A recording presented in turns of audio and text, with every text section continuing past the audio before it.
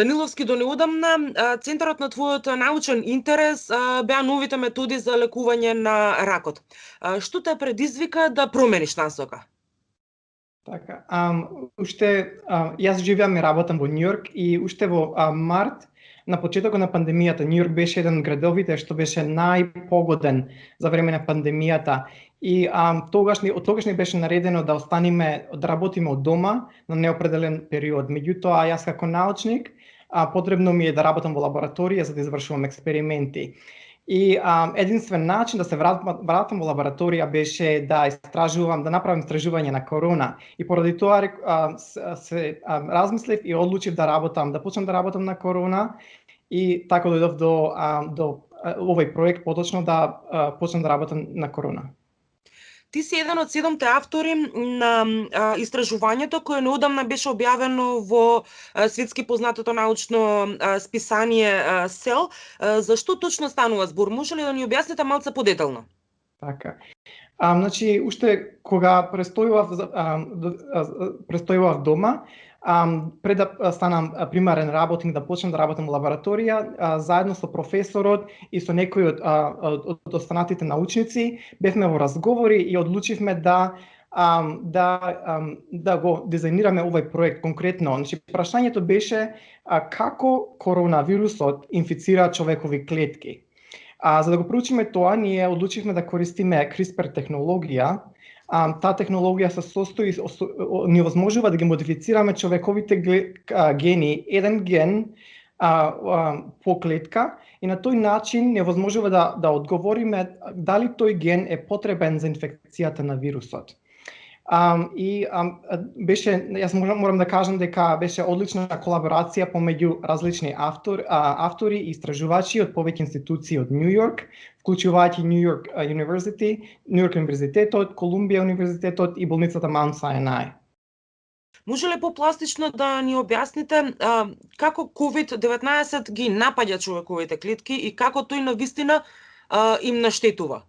Така. Значи, коронавирусот, впрочем, го добива името од протеин што се наоѓа на обвивката на вирусот, што личи, наликува на корона, и заради тоа на корона или круна. Значи, за тоа се вика корона. И впрочем, вирусот го користи тој протеин да се допре до рецепторот AC2 на човековите клетки и на тој начин ги напаѓа човековите клетки и успева да влезе во човековата клетка. И меѓутоа не беше тогаш кога ние почнавме да истражуваме, не беше познато што друго е потребно, и нашето истражување откри кои дополнителни гени покрај рецепторот се потребни за инфицирање на клетките. Веднаш штом вирусот влезе во човековата клетка, тој се размножува и ги користи механизмите на човековата клетка и се размножува во човековата клетка на тој начин што после одреден период ја убива и новите вирусни честички може да бидат испуштени и да инфицираат околните клетки. Што значи вашето откритие во пракса? Така, значи, нашето откритие е повеќе кон основна биологија и генетско истражување, да откриеме кои гени се потребни за инфекција на вирусот. Меѓутоа, значи, ако ние знаеме, ако овој ген не постои во човековата клетка, човековата клетка не може да биде инфицирана од вирусот. Сега, да го земеме еден чекор нанапред ова истражување, ние можеме да ги таргетираме овие гени со помош на мали молекули или лекови. Значи, ние веќе во нашето истражување истраживме околу 26 лекови и 7 од нив ефикасно го блокираат вирусот.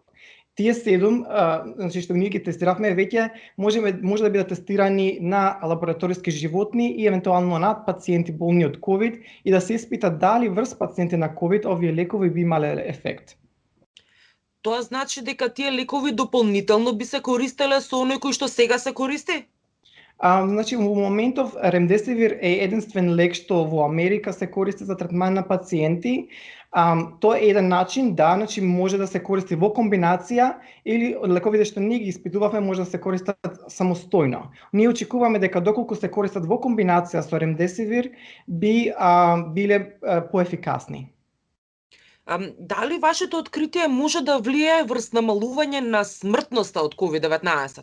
Така, тоа е добро прашање. Искрено, тоа е многу тешко да се одговори во овој момент, бидејќи потребни се клинички испитувања, односно испитувања на врз пациенти кои се болни од ковид, да се воспостави дали лековите би ја намалиле смртноста. Например, ремдесивир, кој се користи моментално, не ја намалува смртноста, единствено намалува престојот на пациентите во болница од 15 дена на 10 дена.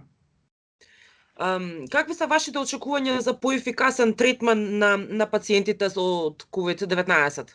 Така, значи во моментов има многу истражувања, вклучувајќи го нашето истражување, кои секојдневно се објавуваат во врвни научни списанија, така да верувам дека во скоро време ќе произлезат подобри третмани кои ќе се користат во комбинација со ремдесивир или сами по себе и ќе ќе придонесат за поефикасни третмани на пациентите од ковид. Ви благодарам за разговорот. Ви благодарам на поканата.